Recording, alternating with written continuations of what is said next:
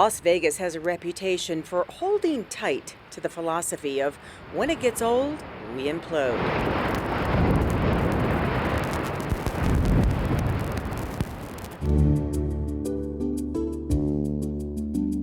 But that's not always true. There are many examples of history being embraced instead of erased in Las Vegas. And here's one of the latest, the Historic Westside School. It is 100 years old this year and has been rehabilitated from a school to a community centerpiece. Bob Stoddall of the city's Historic Preservation Commission walks us through the history of this landmark and its surrounding community, starting 101 years ago. That's when residents of what was then called the Old Town neighborhood petitioned the Las Vegas School Board for a school on the west side of the train tracks. And they said, we have enough young people that would go to grammar school and are now forced to cross over the railroad tracks and walk the 2 or 3 miles to the schools which are located on 4th Street in downtown Las Vegas. The board agreed, and in September of 1923, Las Vegas Grammar School Branch 1 opened its doors, now known as Westside School. A few years later, our city would see a major growth spurt when reports surfaced that a massive dam would be built nearby, bringing great prosperity to Las Vegas.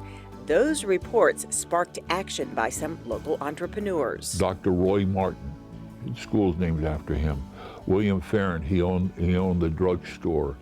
And a gentleman by the name of Artemus Ham, the leading city attorney. They decided to buy the land that was adjacent to Old Town from Helen Stewart. The land purchase led to explosive growth and a new name for Old Town. And said, folks, you should buy some of these lots because they're going to build this big dam, and now's the time to get into the ground floor. Plus, look at the view you get of the community from the west side. And it was at that point that the term West Side as a positive thing to see the community was being marketed by these investment folks, the lawyers, doctors, and the pharmacists. And slowly the word Old Town, can't market Old Town, but you can market West Side. And so in the late 1920s, the phrase Old Town goes out and West Side comes in. President Calvin Coolidge signed the dam bill December 21st, 1928, and overnight the population of Las Vegas doubled. But according to Stoddall, not everyone in the city benefited from the growth and prosperity. The most negative change occurred in the 1940s when the black population was isolated, was segregated over into what would become now known as Historic West Side.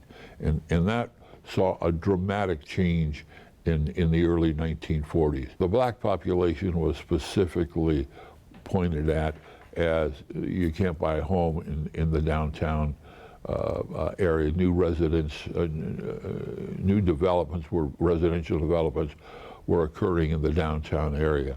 And there was things in there that said, no, you can't here. So there was this movement over to West Las Vegas. And the school began to reflect its surrounding population. But predominantly, and as racism was rearing its ugly head, it became more and more a black school. He goes on to say, this primarily black school went on to garner a prestigious reputation until it closed in the 1960s. The people that attended Westside School have great importance in the growth and development of Las Vegas. Brenda Williams is a graduate of the school and could talk for hours about the caliber of her fellow graduates. Judge Mendoza, Bob Archie, who was the first African-American attorney that came out of Westside School to become an attorney. I can tell you about Maud Frazier, who is whose namesake is Frazier Hall at Las Vegas High School. We have a lot of individuals that range from maids and porters who were important contributors to the history of Las Vegas. all the way through educators. Williams is an important contributor to Las Vegas herself. She began her career breaking barriers as the first African-American bank teller in the city. Later, she worked for U.S. Senator Richard Bryan, was named an interim Las Vegas City Councilwoman, and in recent years formed the Westside School Alumni Foundation.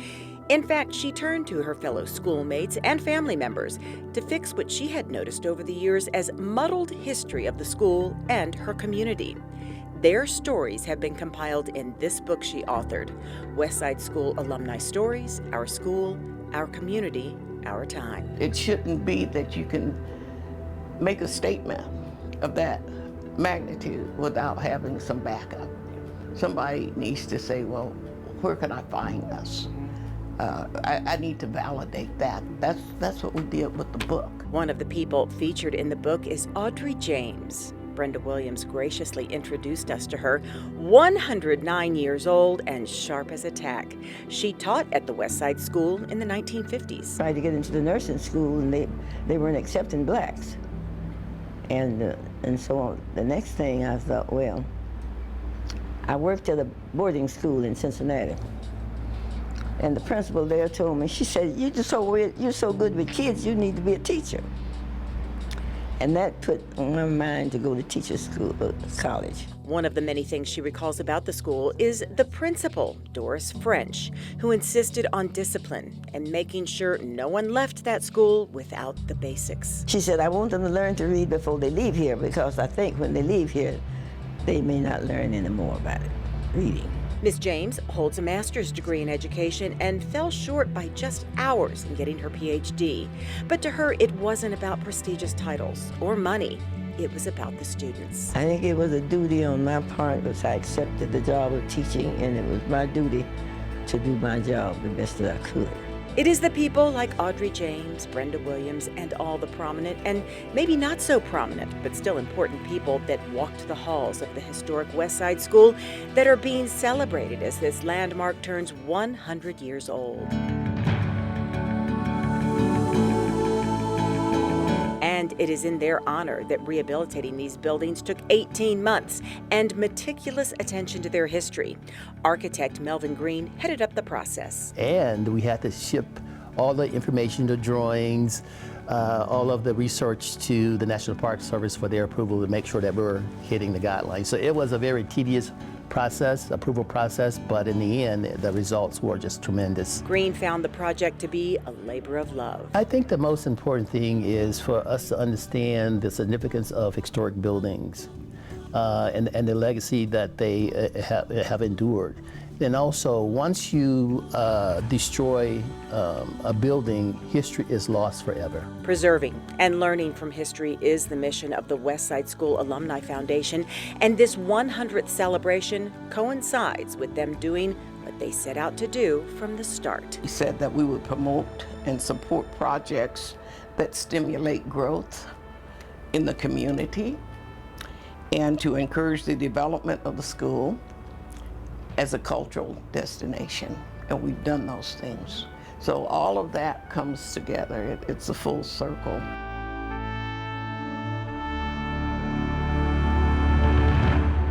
Nancy Byrne here. I hope you enjoyed that story. For more great stories about the city of Las Vegas, don't forget to click on that box.